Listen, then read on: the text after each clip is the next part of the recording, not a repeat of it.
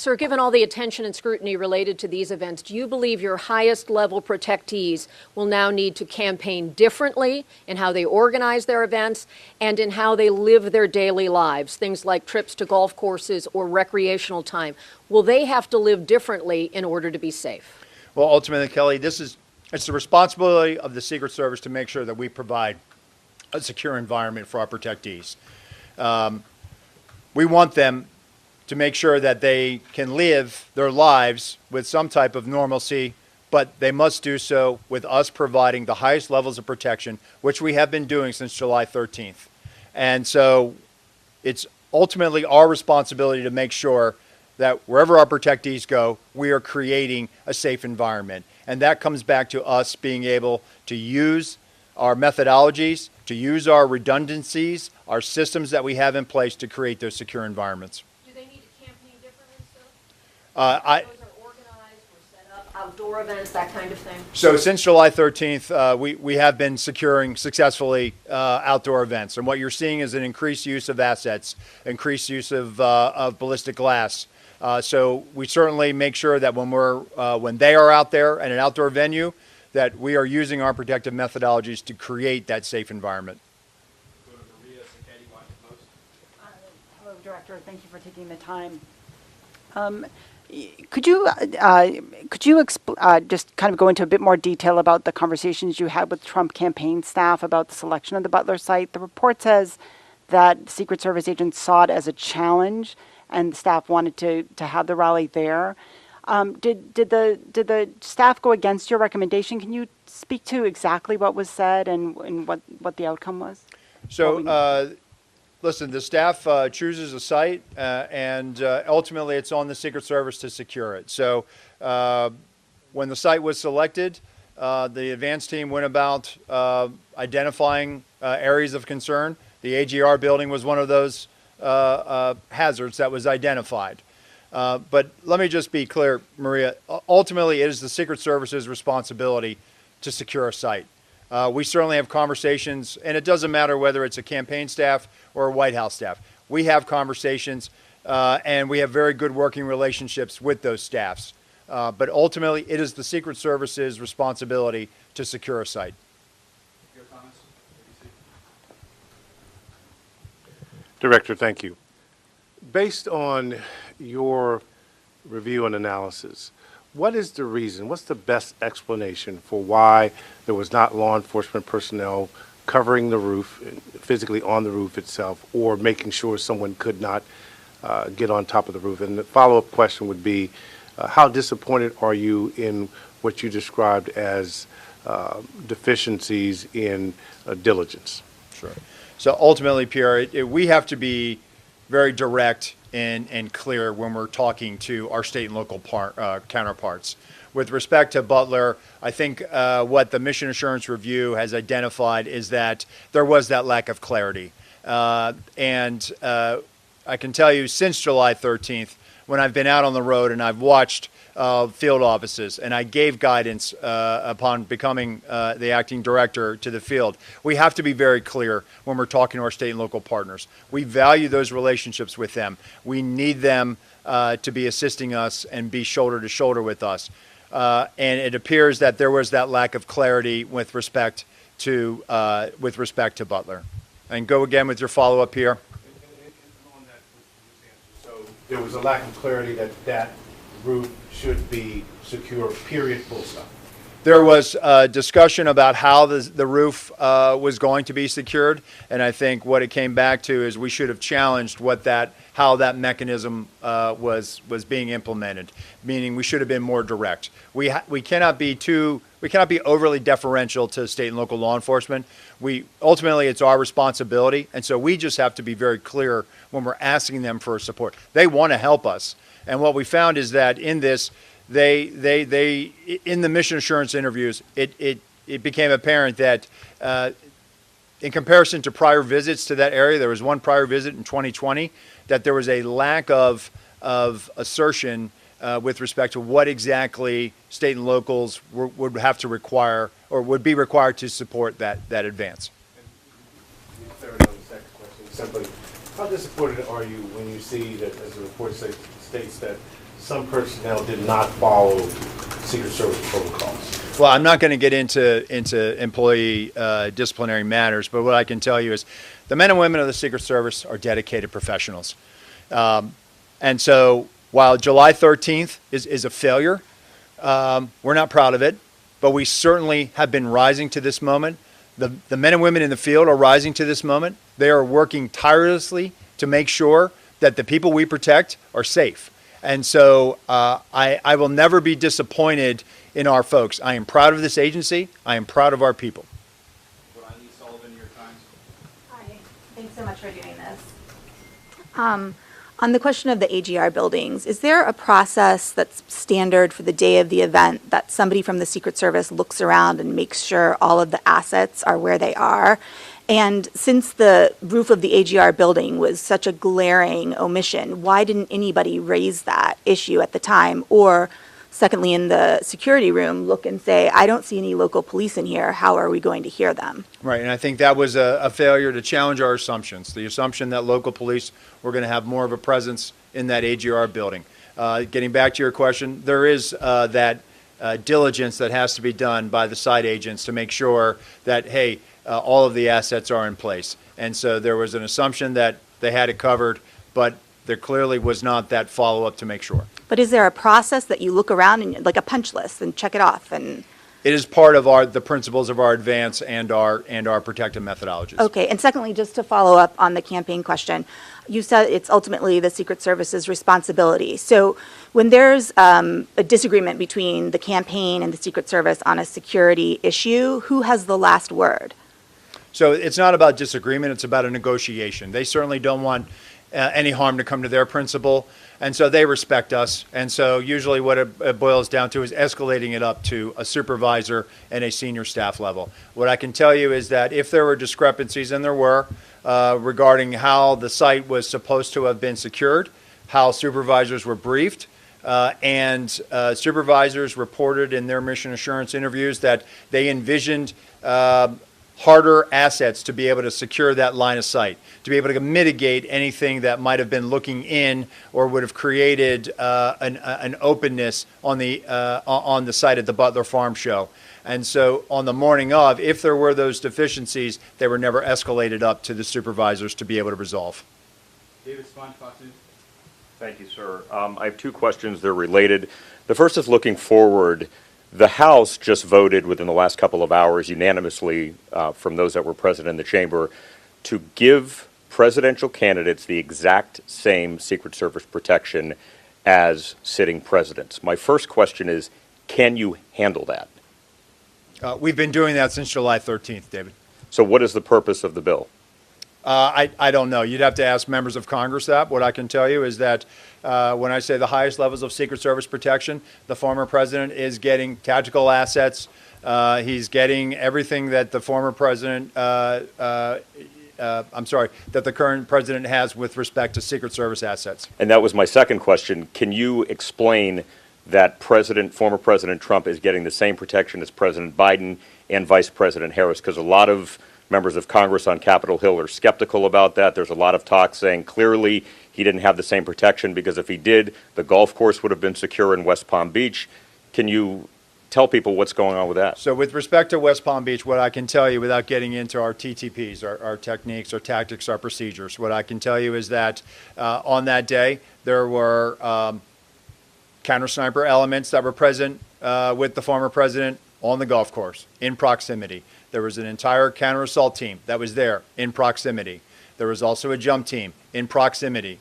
The advance agent who was part of the first element, whose goal was to sweep ahead, did his job. That young man is a very young agent, early in his career.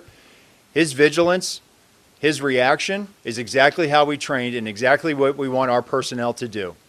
He identified a threat, an individual with a long gun, and he made swift decisions and took a swift action to be able to mitigate that. No shot was fired at the former president. The former president was not exposed to where he was on the golf course. And what I've said, and I said this Monday, that the procedures work, the redundancies work, so that high level of protection is working. Nicole Skanga, CBS. Acting Director, thank you very much for doing this. Two questions, just one on West Palm Beach. The busy public road that is adjacent to that sixth hole where the suspect was hiding is a well-known blind spot on that specific golf course. Why did no one within the U.S. Secret Service sweep behind that fence line for threats? They were sweeping ahead, Nicole. So what I just explained is that that element, that lead element, was going ahead, sweeping. But was there anyone behind the fence where the road was sweeping there to see if anyone was in the bushes? Having been there and seen the vantage point, whether they were on the public side or the private side, the bottom line is the individual was detected. On Butler, you testified before Congress that all assets requested for the Butler rally by Trump's detail were approved. But there are Secret Service assets that may have prevented the tragedy on July 13th, most notably a counter-assault advance team that would have surveyed the site ahead of time or enhanced counter-drone protection that might have prevented the tragedy. Were those specific assets requested by Trump's detail? If they were they denied? And if they weren't, why weren't they requested? So the counter-assault team had an element that was there that had embedded with local law enforcement, so we had tactical elements in place. The counter-assault team leader that day had been in direct contact in the days leading up to July 13th with those tactical elements. But just to be clear, did the Trump detail ask for any additional resources that were denied by the Secret Service? So based on the asset, based on the information I have right now, the asset request, all of those assets that were asked for were approved. And so what we're looking at now is, were there any additional ones that came in through other channels? But what I can tell you, based on the information I have now, the assets were approved. We'll go to Holmes or CNN.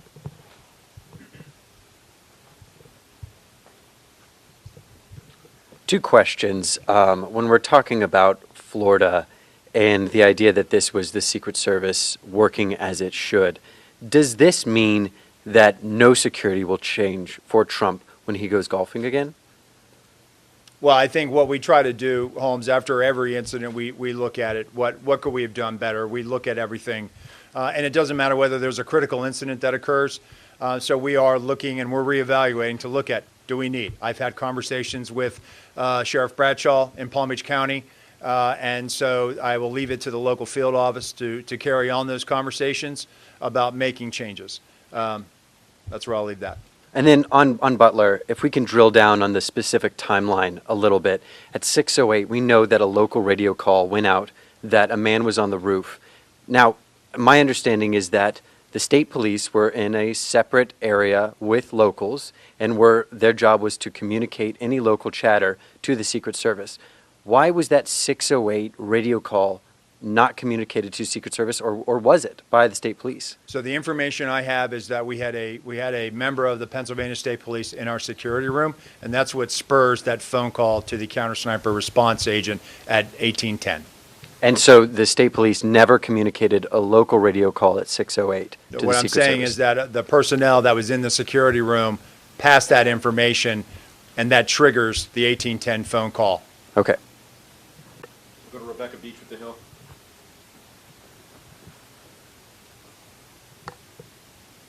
Hi, I know Congress has sounded a little resistant lately in terms of what it might do for funding for the Secret Service. Given the sort of paradigm shift that you've laid out today, I'm curious what you'll be looking for from Congress and sort of what you're seeking from lawmakers to carry that out.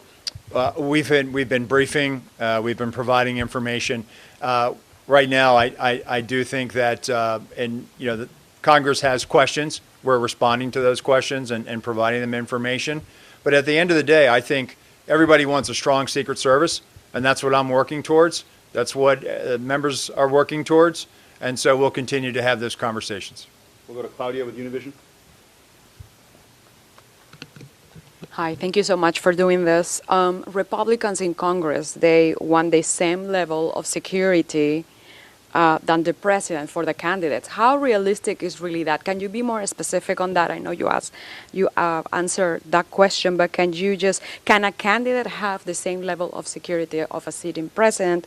And also, what changes are we expecting in the security area after, where most of the incidents happened? So how I approach that, Claudia, is this. The way the Secret Service is structured, the President of the United States has the highest level of protection of any world leader, period, the end.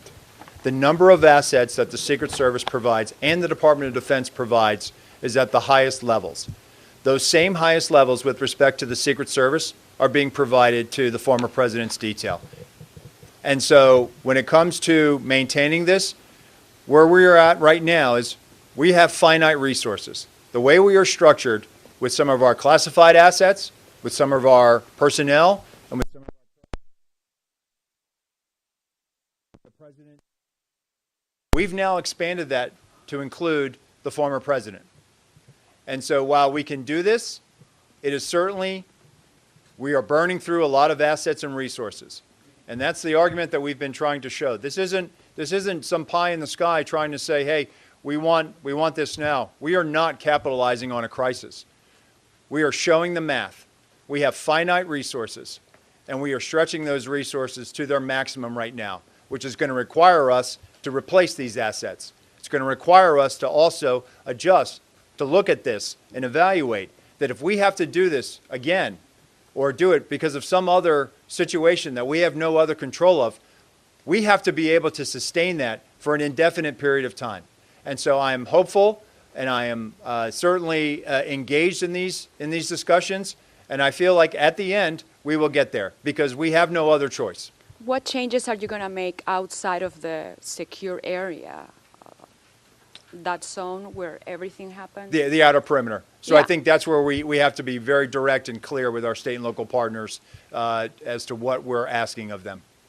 Go to Joe Khalil with News Nation.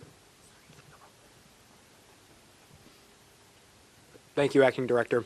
I've got two questions. The first, it's our understanding it takes anywhere from 4 to 10 years for an agent to go through the training that rises them up to a presidential detail level. You've described a manpower issue. Given that, do you think that training timeframe might change so you can expedite getting more officers to a presidential detail should you need that? So we're not going to drop standards, Joe. We have not dropped standards. You do need to develop those agents. And when agents start, you cannot put them on the highest level protection, protecting a protectee. When they graduate from our training facility, they go to a field. They do advances. They do criminal investigations. The importance of having that what we call phase one, that's where those agents that are doing federal investigations, that are interfacing with local law enforcement, those are skills that they learn. Analytic skills, how to conduct a federal investigation, how to interact with a U.S. attorney, how to interact with a state or local agency. And all the while they're doing that, they're also popping in and out doing protection, whether they're doing it in New York City for a United Nations General Assembly, or they're doing in advance for a visiting head of state or world leader that comes into their field office district. That's where they cultivate and sharpen those skills, and it will take them up until probably 4 years. Ideally, that sweet spot is between the 4th and 5th year where we send them off to a permanent detail. That's where we are getting to as far as the career path.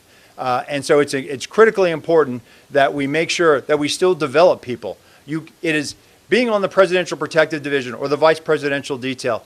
It is a very, very high pressure situation. It requires a lot of maturity.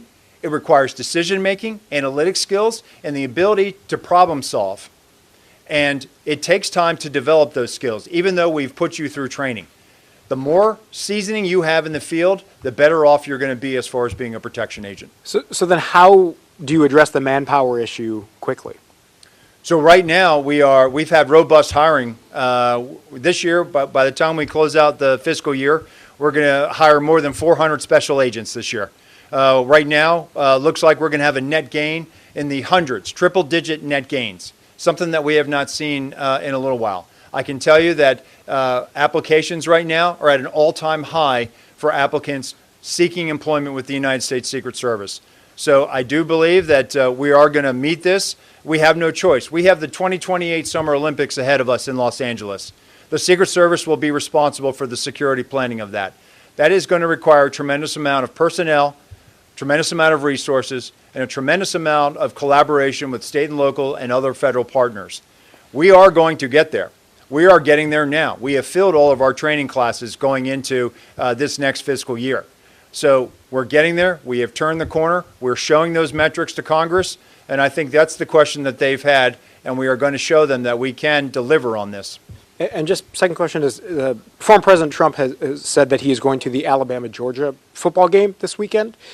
Are those kinds of events particularly concerning, given he could be around tens, if not hundreds of thousands of people? So I'm not going to comment on protectee schedules. What I'll tell you is that each event is complex and each advance is different.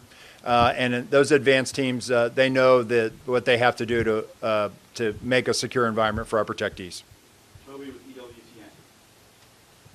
Thank you for doing this. You said we were now moving into the accountability phase of this Butler investigation.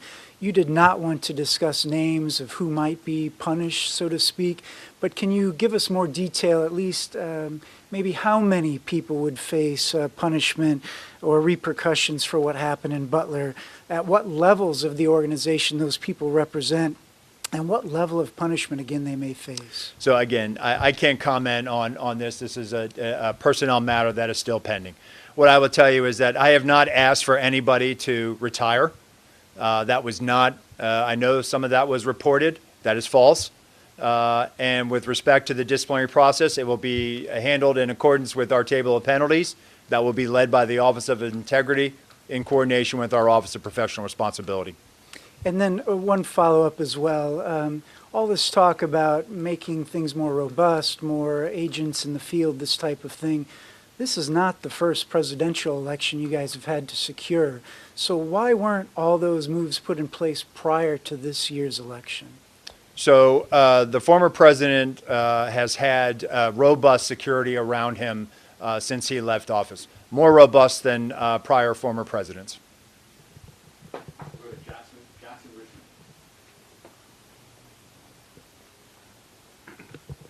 Thank you, Acting Director Rowe. Jackson Richmond, Epoch Times. Has security been adjusted or increased following the Florida attempted assassination attempt? After all, according to Congressman Matt Gaetz, a DHS official has warned that there are 5 assassination teams targeting former President Trump. The official warned that there isn't enough protection to deal with that level of threat. Are you aware of this assessment, and what is the Secret Service doing to respond?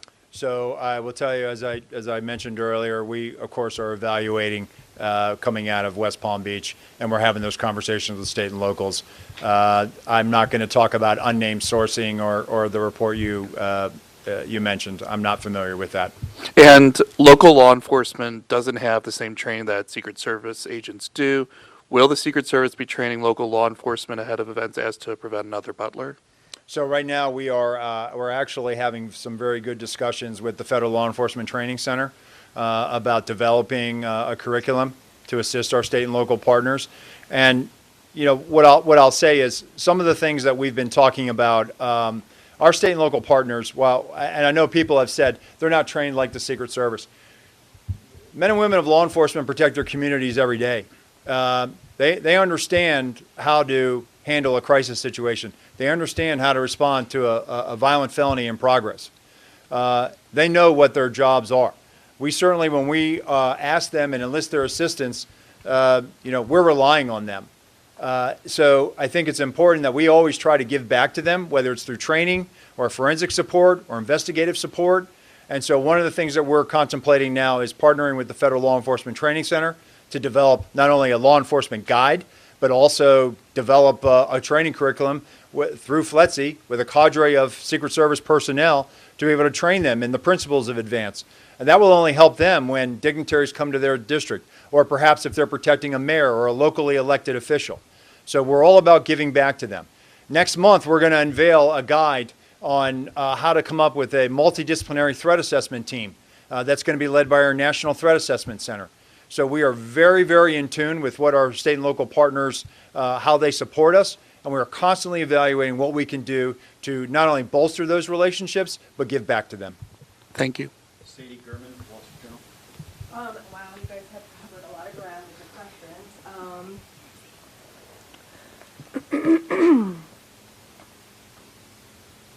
I guess I would just ask, guys, I don't know. You guys have really covered it. I'm sorry.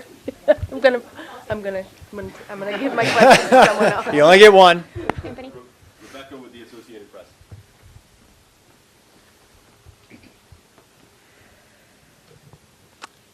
I'm going to go back to the line of sight issues and the roof issues. Can you just lay out very clearly who was responsible for security on those roofs? Was it the locals? What was the plan and how did it fail? And then also secondly, you keep talking about a paradigm shift, but what does that mean? Can you kind of detail what you mean by that? So with respect to the AGR building, and that's where you're going for, right? When we construct a site, not only are we worried about who can get into a site, but also who can look into that site. So there should have been clear direction about what we needed done at the AGR building. That was discussed during the advance, but I think there was a lack of follow through based on the information I have now and what I'm seeing. There should have been better follow through in some aspects of that, about access control to that property, about access control to the collateral property of the AGR building. And so it was about not giving the state and locals clearer direction on what we needed done. With respect to the paradigm shift, this is about looking at the organization holistically. For example, the communications issue. Communications were problematic. And I think where I'm looking at is we need to have communications that are more closely aligned to the operations. And so coming out of July 13th, what I've seen and the direction I gave is we have to be very efficient with where we're putting our security rooms. Recently, I was on a visit where, again, similar to Butler, where there was a unified command post. Just as there was in Butler, there was one at this location, where not only did you have emergency services insofar as fire life safety, but you had emergency management officials. You had the highway patrol and the state police in that room. You had local law enforcement in that room. You had Secret Service agents in that room monitoring frequencies and listening to what was going on those state and local networks.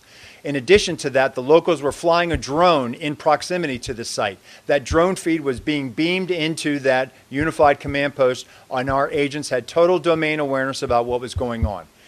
Also, they had traffic cams. They were able to pipe in those traffic cams into that unified command post. That is the model by which our field, they have taken this to heart, and those special agents in the field are now having those conversations, and they are directing exactly what we need, and they're posting our people exactly where we need to be, so that when our protectees are in a site, we have total awareness of what's going on around us, and we have total awareness of what's being communicated on those local networks. And if I could just follow up with one question. Down in West Palm Beach, on the evening of the attempted assassination down there, the local chief, I believe it was Bradshaw, had said that when Trump was president, there would have been a lot more security around the perimeter, but basically now the Secret Service does the best that they can. But you've said that he has got the highest levels of security now. I mean, can you compare and contrast, is it the same now as he would have been getting while he was sitting president? So what I'll say is the former president has the highest levels of Secret Service protection, and I think the sheriff actually went back and clarified his statement, so I would point you to that. I believe he did that on Monday. Thank you, Director. Wanted to ask about Sunday's incident as well.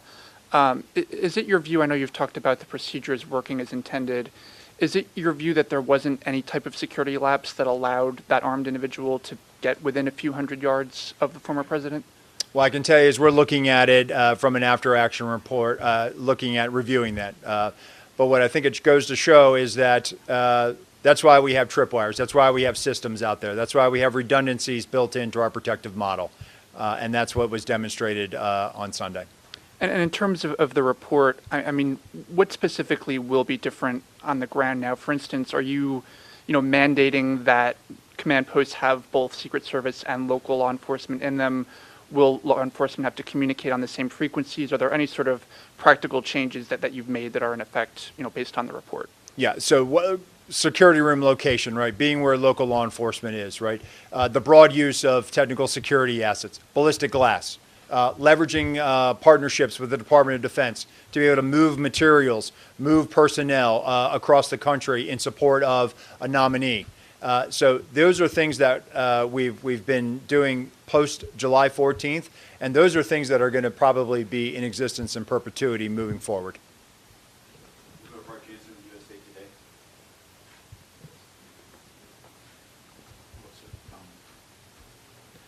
also had a question about Florida.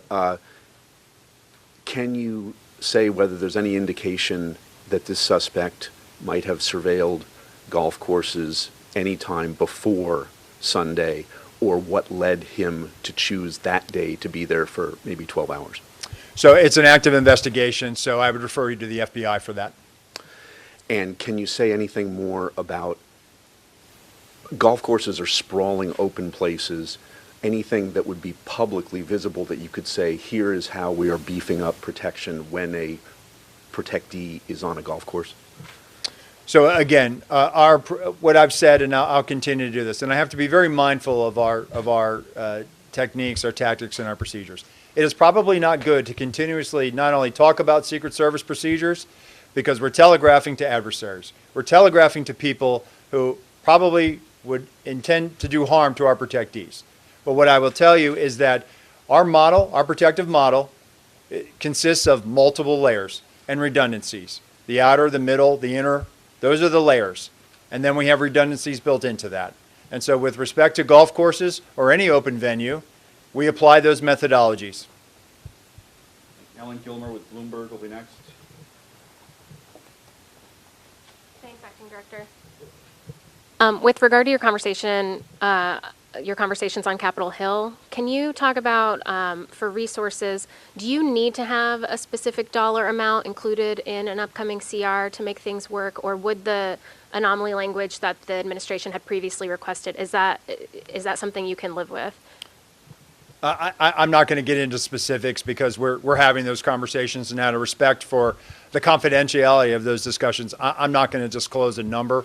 What I'll tell you is that we've made several presentations. We're working at the staff level, and we're having those conversations, and they are ongoing. And related to that, you mentioned earlier you want the Secret Service to wean itself from relying on other components of DHS in its protective mission. Is that contingent on getting those additional resources, either right now or at some point in the appropriations process? Well, I don't want to rule out that we'll never have to enlist the assistance of others through requests for assistance, and we do those memorandums, and we did that back for several presidential campaign cycles.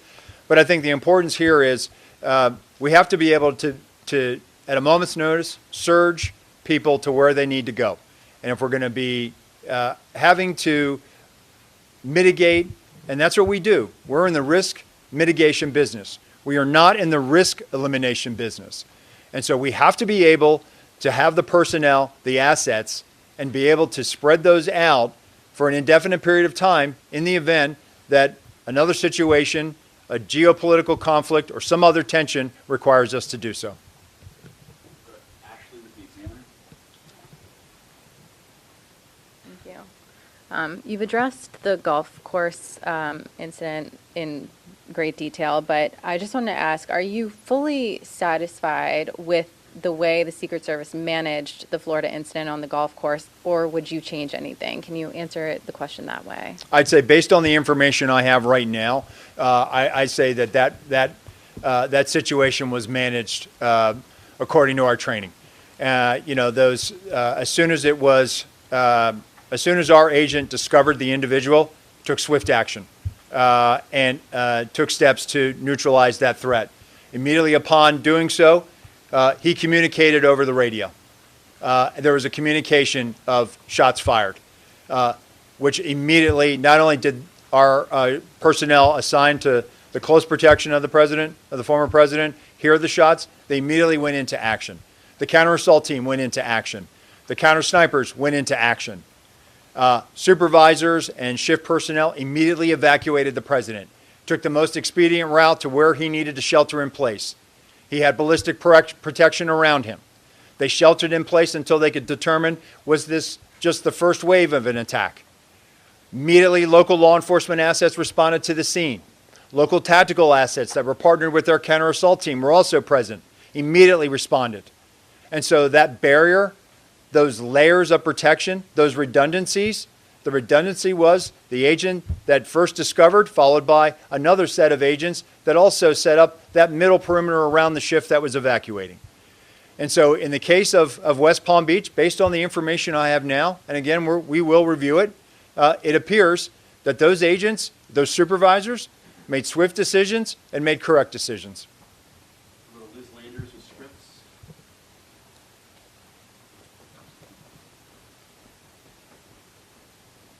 Thank you. Hi, Acting Director. I want to drill down on this issue of resources. You sent a letter to Senator Murphy and to Senator Britt on September 5th, and it became public. And it said in the letter, you wrote, "We do not believe that the security failures of July 13th, 2024 was the result of a lack of resources." I'm hearing you talk over and over again, and it says here at the bottom of this press release you guys have today, the agency must increase its protective footprint, including personnel, technical assets, and equipment. How do you square those two things? How do you ask Congress for more money when you yourself have determined that what happened on July 13th was not a lack of resources? So how I square that is as follows. Following July 13th, we immediately took steps to elevate the Vice President, the former President, to the highest levels of Secret Service protection.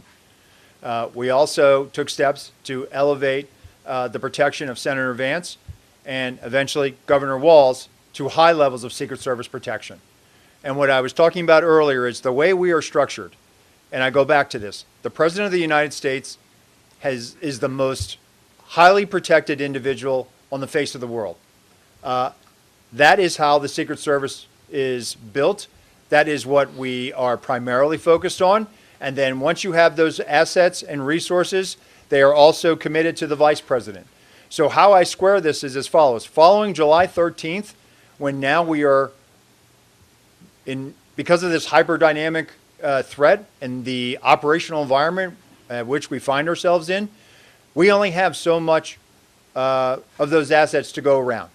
And so while we are providing them to the former president, we are providing them to the president, to the vice president, to other protectees. And so at this point, what I'm telling Congress is we can do this and we will do this, but there has to be a replacement. There has to be life cycle replacement on this.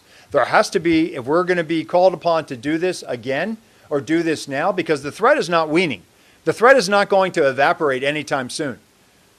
And so we have to be prepared for this. And that is the argument that we have been making, and we have certainly made some inroads, and we're having these productive conversations with the Hill. Can I just ask you also, will the Secret Service have the resources to protect the Capitol on January 6th? I know that's now been designated. The agency will be leading the protective services detail for that day. You're describing protecting all these different people right now. How will January 6th play out? So the January 6th proceedings were designated a national special security event. We are the lead security planner for that. But again, we have great partnerships with all the law enforcement agencies in Washington, D.C., and most notably the U.S. Capitol Police, which are our partners when we do the State of the Union or when we do any event at the Capitol that rises to a national special security event, like the State of the Union or state funeral. So you feel confident you will have the personnel, technical assets, and equipment you need for that day? We will have what we need. Director, last question is going to go to the floor. Luke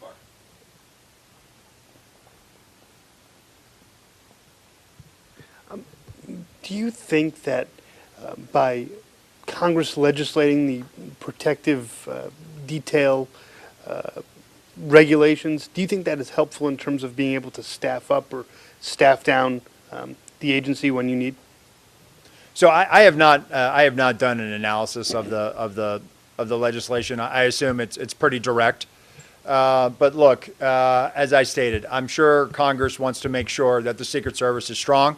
I don't know the intentions behind this piece of legislation, but what I'll just point back to, coming out of Butler, coming out of July 13th, we've been providing the highest levels of Secret Service protection to the former president.